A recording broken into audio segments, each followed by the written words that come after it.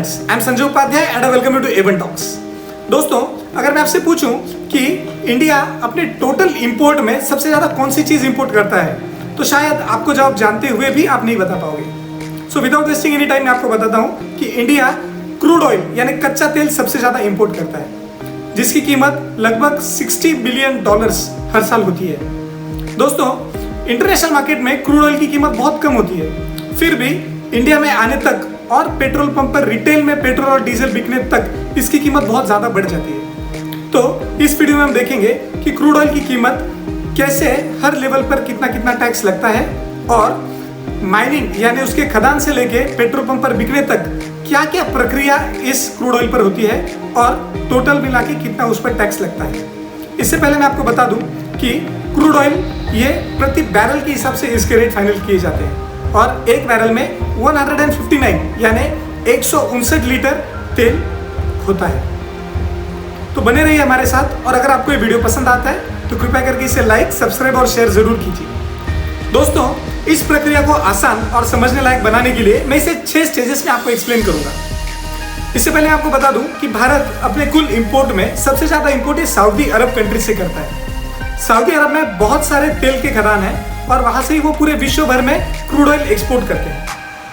मान लेते हैं कि इंडिया की इंडियन ऑयल कॉर्पोरेशन लिमिटेड यानी IOCL कंपनी जब कच्चे तेल की ऑर्डर सऊदी अरब को देती है, तो वहां से जो कच्चा तेल आता है तो समुद्र के रास्ते शिप के थ्रू इंडिया के किसी हार्बर यानी बंदरगाह पर अनलोड किया जाता है। इसे कहते हैं FOB, फ्री ऑन बोर्ड। उसके बाद दोस्तों, जो ट्रांसपोर्टेशन कॉस्ट होता है इसे कहते हैं ओशियन प्राइस।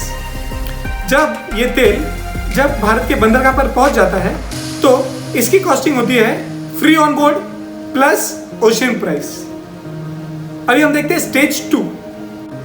स्टेज 2 में जब ये तेल से लादा जहाज भारतीय बंदरगाह पर पहुंच जाता है तो केंद्र सरकार इस पर आयात कर, सीमा शुल्क एवं बंदरगाह शुल्क भी लगाती है। इसके बाद IOCL को बीमा कंपनियों को भी बीमा का प्रीमियम देना पड़ता है। स्टेज 3 में जब ये जहाज अनलोड होकर ये इंडियन ऑयल के ऑयल रिफाइनरी सेंटर में पहुंचाया जाता है, जिसका भी ट्रांसपोर्टेशन कॉस्ट IOCL को ही बेयर करना पड़ता है। इसके बाद मैं आपको बताऊं कि क्रूड ऑयल की सबसे खास बात होती है कि उसको आप अलग अलग टेम्परेचर्स पे हीट करने के बाद अलग अलग प्रोडक्ट को प्रोड्यूस करता है। जैसे क्रूड ऑयल को आप सबसे ज़्यादा टेम्परेचर पे हीट करो तो वो पेट्रोल ये प्रोडक्ट देता है, उसके बाद डीजल, फिर ऑयल और अंत में टार, ऐसे प्रोडक्ट्स क्रूड ऑयल से बनते हैं। दोस्तों, तो ये सभी प्रोसेस ये ऑयल रिफाइनरीज में किया जाता है और जितना मात्रा में उसकी जरूरत है वो मात्रा में पेट्रोल, डीजल, ऑयल और टार ये सभी प्रोडक्ट्स उससे निकाले जाते हैं। स्टेज 4 में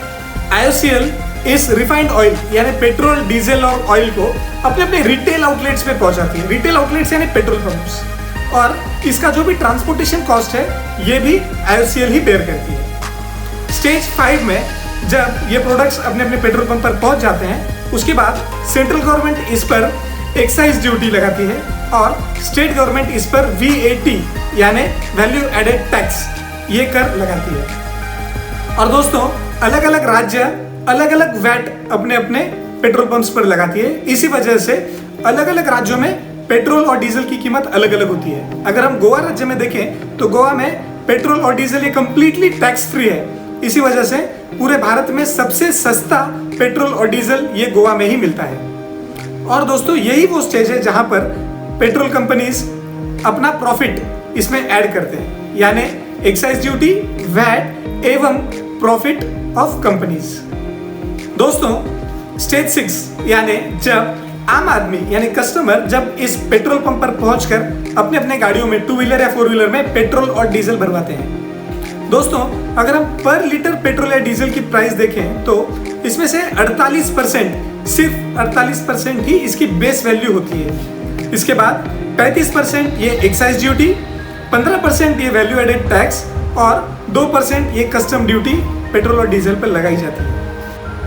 दोस्तों, अगर मान लेते हैं कि पेट्रोल की कीमत पर लीटर अगर 70 रुपये है तो अंदाजन 48% यानी लगभग 33 से 34 रुपये ही उसकी बेस वैल्यू होती है। बाकी पूरा पैसा हम लोग इसे टैक्स पे करते हैं। श्रीलंका जैसे कुछ देश जो कि भारत से रिफाइंड ऑयल खरीदते हैं लेकिन हमसे भी कम रिटेल दामों में वहां पर उनके देश में उसे बेचते हैं। वन कंट्री वन टैक्स यानी जीएसटी अगर हम लोग पेट्रोलियम सेक्टर में भी ऐड कर दें तो इसका सामान्य आदमी के जीवन पर बहुत अच्छा प्रभाव देखने मिलेगा। लगभग लोग जो 52% के आसपास टैक्स भर रहे हैं वो घटकर 18% पर ही आ जाएगा और इससे देश के लोगों को काफी राहत भी मिलेगी।